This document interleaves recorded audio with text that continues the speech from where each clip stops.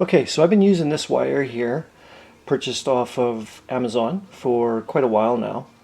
I actually quite like it. I think it's a pretty good product. I've seen some reviews online, people concerned about the rubber. It's kind of a silicone rubber type, and they're saying that it's difficult to strip it. So I find that you do have to have really, really sharp strippers. If you've got an old pair of strippers that are kind of worn out, might not cut and strip very well. But yeah, if they're sharp, these things work awesome. So these are the Monolit. These are the solder seal wire connectors that are all in one. So you just use your heat gun on it, and there's a little bit of solder in there that is a low temperature melt solder. Actually works pretty good, so I'm going to show you how that works. These ones here, the typical connectors that I use, these also have a shrink tube on the outside, but you crimp these ones and then shrink seal them and then add a shrink tube on afterwards, just to secure any moisture from penetrating the connection. Alright, so as you guys know, these are my favorite crimpers on the market. These are the Klein Catapult. I just can't do without these. I think they're the best ones going. And then my DeWalt heat gun, and these are the tools that we're going to use to do a test splice today and see how it works. Okay, this is kind of my test bench here, my workbench for doing any kind of soldering. So I know a lot of guys, they use like a third hand. This is what I use, a piece of old copper that just holds my wire in position. I just feed it in through one end and set it up there on the workbench, and that gives me a good place to work. So, alright, so here's the Catapult, and I'll show you how the splicing on this one works. Get it set into place, and that's how easy that one comes off. Nice and clean, none of the wires have been damaged. It's exactly what you want. So I'll do another one. There we go.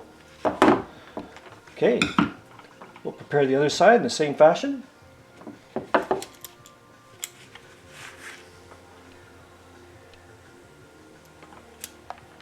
That one might be a little long, I guess.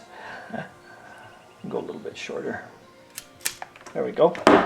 All right, we'll twist these wires together and get them prepped for solder seal.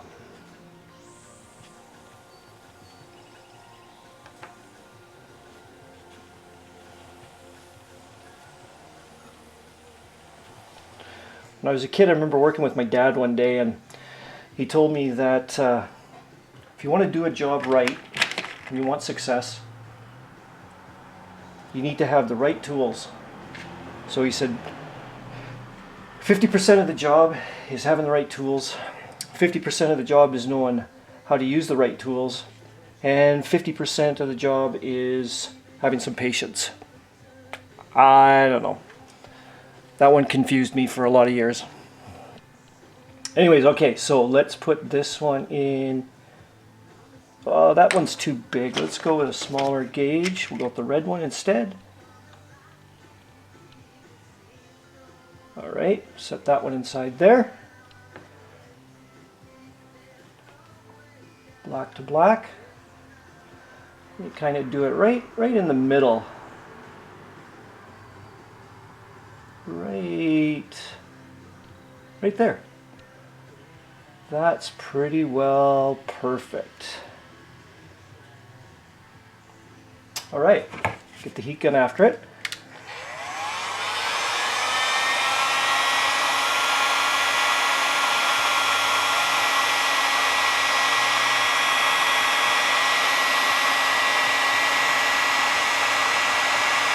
You'll see the solder start to melt, hopefully.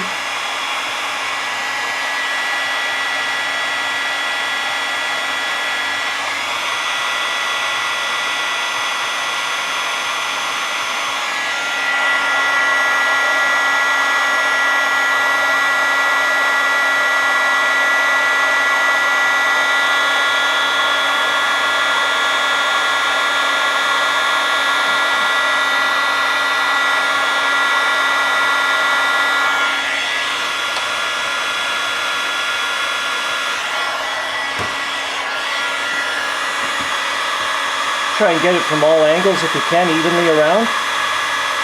I know it's hard to see on the video there, but I've already seen the solder melt and run up the wires on each side. So you don't want to overdo it to the point where you melt.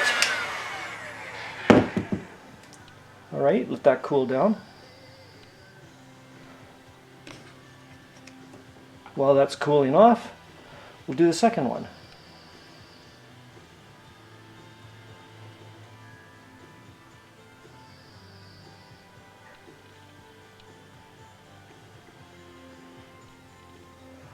Make sure all these guys get in there.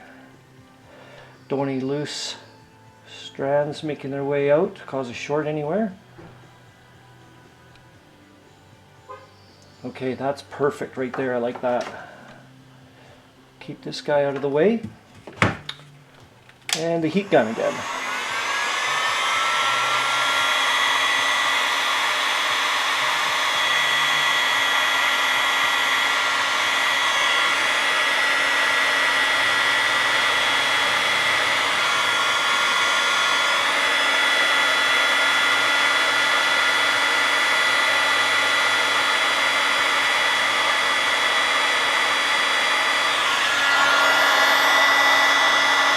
Try and keep that video so you can see it.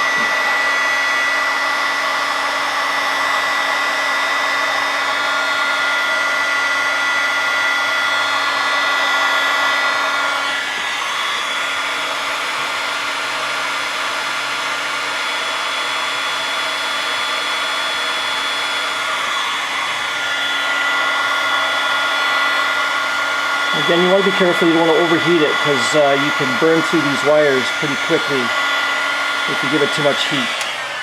Alright, I can see that that's turned out really well. I can see that the solder has flowed through all the strands.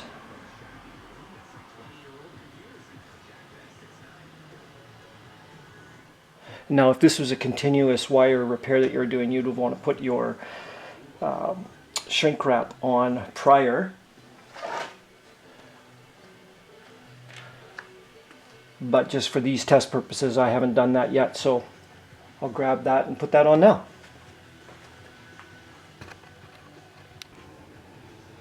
Okay, so I've selected my appropriate size shrink wrap for each wire, so just slide that over the connected connection, the repaired connection, and heat shrink.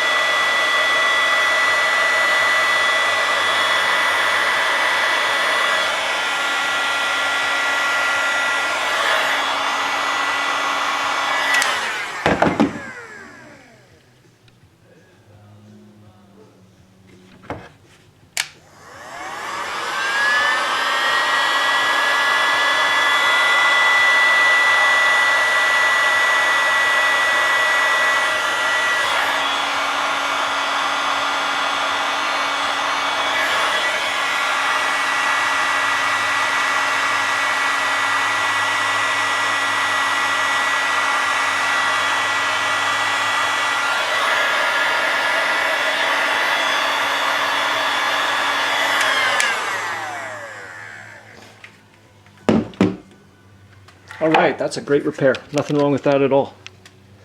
And then before I put that repair into service, I do put my multimeter on it just to make sure that we've got proper connection on it. So I was a little hesitant at first when I bought them, but after using them a few times on a couple of applications, I'm fully convinced that these are a really good way to go for your repair. Probably in the field, if this was an emergency repair, when you get back to your shop, a place where you can do a inspection of it and maybe have to use a different method to repair it, do so. But I have no issue with this myself. I think these turned out pretty good, and I'm happy with the wire too. I think this is a pretty good product that I purchased from Amazon. So get yourself some good sharp wire strippers, and I think you're going to be just fine. Thanks for tagging along with me today, guys. See you on the next video.